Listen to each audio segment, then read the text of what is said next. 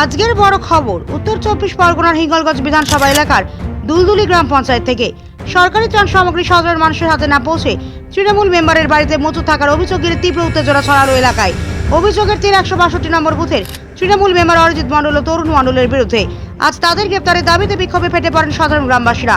স্থানীয়দের অভিযোগ, ইয়াস দুর্যোগের সময় আসা সরকারি ত্রাণ সামগ্রী সাধারণ মানুষের মধ্যে বন্টন না করে নিজেদের গোডাউনে রেখে দেওয়া হয়েছিল।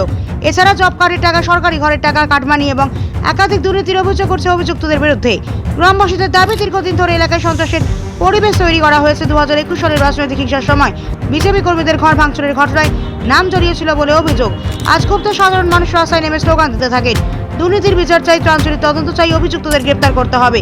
বিক্ষোভ ঘিরে এলাকায় ব্যাপক উত্তেজনা তৈরি হয়, যদিও এই সমস্ত অভিযোগ অস্বীকার করেছে তৃণমূল নেতৃত্ব।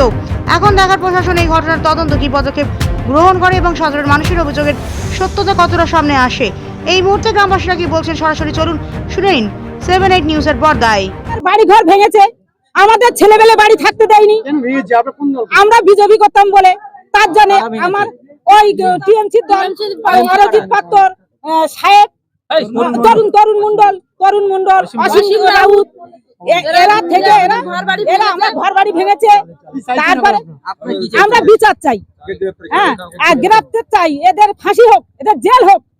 এরা যা অত্যাচার করেছে, আমার স্বামীকে রাতের অন্ধকারে মেন ফেলে দিয়েছে, হাত পা ভেঙে দিয়েছে, আমাকে কাপড় ধরে টেনে নিয়ে এই পর্যন্ত এসেছে, না হয় 1 কিলোমিটার রাস্তা। কোনো ঘরের টাকাও নিয়েছে? হ্যাঁ, টাকা নিয়েছে। আমাদের উপরে ওরা বিক্ষোভ করেছে, অত্যাচার করেছে খুব।